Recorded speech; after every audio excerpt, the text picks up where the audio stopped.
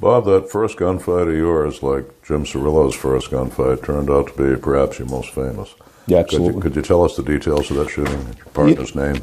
The individual that was involved was a 23-year-old Cuban immigrant who had come over on the Mariolito boat lift in the early 1980s.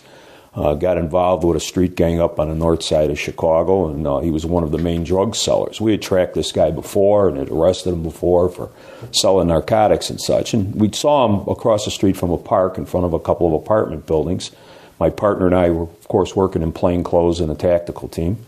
The individual looked like he was selling drugs, so we set up a surveillance, and in fact did watch him sell drugs a couple of times, but he would always have small amounts with him, a couple of bags of heroin, and we were trying to find the stash.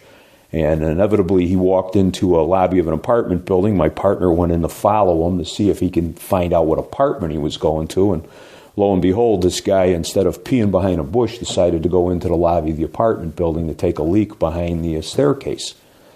My partner saw him, grabbed him, walked him out of the front door of the apartment building into the little courtyard area in front of the front door, and began to do a protective pat-down search.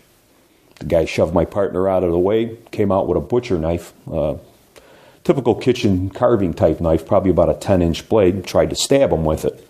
My partner pulled out his revolver, at the time he was carrying a .45 long Colt Smith, and fired 6 shots into the guy's chest at literally point-blank range. Well, that was silver-tip hollow point? Those were silver-tip hollow points at the time. And what was the guy's reaction? He sort of smiled at my partner, bent over, and said, "Now I'm going to cut your head off." Came at him with the knife.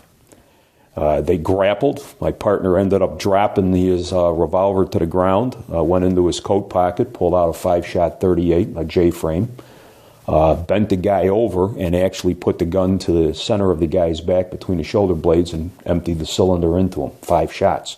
That was typical Chicago police duty ammo, which at that time was Federal 158 grain, lead hollow points, and plus P.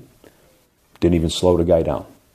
Not an inch. He kept coming at him again. Now my partner's yelling for me. I'm running up from up the block where I was in my hiding position in the bushes. We only had one radio with us. I had already called for help. And my partner slammed a speed loader, trying to slam a speed loader into his snub to get it reloaded. I ran up. I had a Smith & Wesson Model 29. My partner says, "This guy's going to kill me. Shoot him." I saw him with the knife. I saw him coming at my partner. They were within like arm's length. And I was probably about 15 feet away from the guy. And I came up one-handed, started to bring my second hand up, and started squeezing off 4 shots. I hit him twice in the upper torso. Didn't even slow him down. I thought he had body armor on, and I went to shoot for the pelvic area because that's what they had always told us. My shots were a little low. One hit him in the thigh, and the fourth one hit him in the kneecap and blew his kneecap out, and that's what finally dropped him to the ground. That guy lived for 10 days after that shooting. Died eventually in Cook County Jail of those gunshot wounds. He had a total of 15 gunshot wounds. When they did a toxicology on him, he had a little bit of alcohol in his system, like .05, not even intoxicated. No drugs, no nothing. Again, I said he was 23 years old. He was about 5'7" and about 143 pounds. But he had something that a lot of people don't have. He had a will to live and a will to survive. He wasn't going to die. It was the scariest guy I've ever been in front of. No, you also were not exactly shooting light loads that day, were you? No. I had a Smith & Wesson Model 29, and I was firing 240 grain semi-jacketed lead flat tops. Those were medium velocity. Medium velocity 44 Magnums. Absolutely. Didn't even slow him down. My understanding was you hit more organs in his torso than you guys missed. Yes, we did. We blew a lot of his entails out, let's put it that way.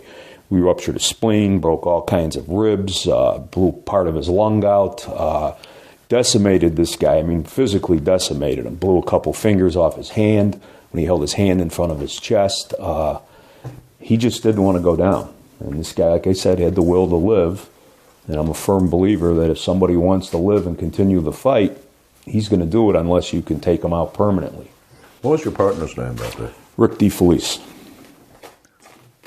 I guess you and Rick talked about that afterwards and decided the center mass thing might not be all it was cracked up to be. Well, we started realizing that center of mass was fine and it worked, but this was in the age now when body armor was starting to get popular, and we said, Jesus, if a guy can stand up to that kind of shooting without body armor, imagine if he had body armor on, how would we stop him? And we decided that most of the shootings were at very close range. These were. I think I fired my first round when I was about maybe 12 to 15 feet away from the guy. I think I fired my last round when I was about 6 feet away from him because I was approaching him. My partner was literally at arm's distance and we decided that at those distances we might as well, if we were going to get involved in a shooting and had to defend ourselves, we'd start going for headshots, and we started going to the range and practicing to shoot for the head. Now tell us whether you were using aimed fire, point shooting, and how that evolved for you over the years. I've never been a big fan of aimed fire. Matter of fact, I've never really modified sights on my pistols or anything else. I'm not a precision shooter. I'm not the kind of guy that can hit a beer can at 60 yards with a pistol or anything like that. I probably couldn't even compete at a PPC match in that because I don't shoot at long distances. I shoot primarily at what I consider to be gunfighting distances up close. And I allow it to be instinctive, almost like point shooting, I guess you would call it. I just simply say what you're doing is pointing your finger at the target, and your finger is just along the slide of the pistol, and put a pistol in your hand, and that's what you do. Instinctively, if you've got a firm grip on that pistol and come up with your arm, the coordination of your mind, your eye, and your hand will usually be right on target. And if you shoot with a percentage of 70, 80, 90% or above at very close distances, my intention at the end of the day is just to go home. I don't want to be an expert. I just want to go home.